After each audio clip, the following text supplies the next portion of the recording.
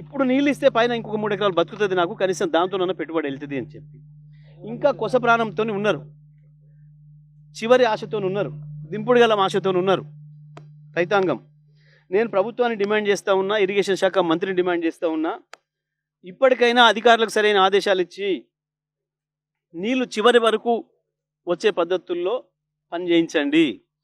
కేవలం కంటి తుడుపుగా ప్రజల్ని మోసం చేయడం కొరకు సమైక్య ఆంధ్రప్రదేశ్లో ఏం జరిగిందో మళ్ళీ ఇవాళ కాంగ్రెస్ ప్రభుత్వం వచ్చిన తర్వాత కూడా అదే జరుగుతుంది. రైతాంగాన్ని ముంచే పని, నట్టేట ముంచే పని. పైకి చూడ నీళ్ళు ఇచ్చినామని చెప్పి కేవలం కాలువ సాగడానికి నీళ్ళు ఇస్తున్నారు, కాలువ చివరికి అందుకోకముందే బంద్ చేస్తున్నారు. ఇది దుర్మార్గమైన ప్రక్రియ. ఇది గతంలో ఇదే దరిద్రం ఉండే. గతంలో కరెంట్ ఇస్తానన్నప్పుడు తెలంగాణలో 6 గంటలు ఇస్తామని 2ంటికి ఇస్తామంటే 2:30కి ఇచ్చేది, 6ంటికి బంద్ చేస్తామంటే 5:30కే బంద్ చేసేది. చెప్పిన దానికి ఇచ్చేటప్పుడేమో అర్ధగంట ఆలస్యం, బంద్ చేసేటప్పుడు అర్ధగంట ముందట. ఇవాళ నీళ్ళ పరిస్థితి కూడా అదే చేసారు. ఇస్తానని చెప్పిన దానికంటే తారీఖు 3 రోజుల తర్వాత వస్తున్నాయి, 3 రోజుల ముందే బంద్ అవుతున్నాయి. పేరుకు వారం ఇస్తాం, 10 రోజులు ఇస్తామని చెప్పినా 2-3 రోజుల కంటే ఎక్కువ రావడం లేదు. అవి కాలువలు సాగడం కొరకే సరిపోతున్నాయి, పొలంలోకి మళ్ళీ చేరతలేదు. మరి నేను ఇప్పుడు మాట్లాడింది రాజకీయమా, నేను ఏమైనా ఆరోపణలు చేస్తున్నానా, నేను ఉత్తర లేని మాటలు మాట్లాడుతున్నానా?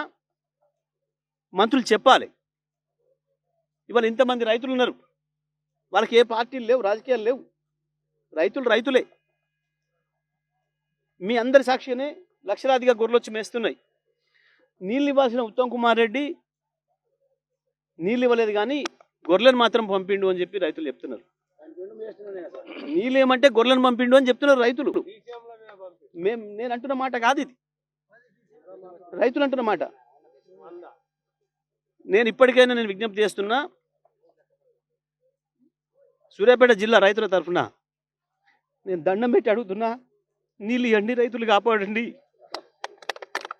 దుర్మార్గం ఇది. ఇంత దుర్మార్గంగా ప్రభుత్వం ఉండడం అనేది పద్ధతి కాదు వాస్తవానికి. అద్భుతంగా పంటలు పండించిన ప్రాంతం ఇది. వద్దన దాకా నీళ్ళు ఇచ్చినాం గతంలో. ఒక రైతుగా చూస్తే బాధ కలుగుతుంది. దయచేసి ప్రభుత్వానికి విజ్ఞప్తి చేస్తున్నా, దండబెట్టి అడుగుతున్నా, నీళ్ళు వదలండి, రైతులను బతికించండి అని.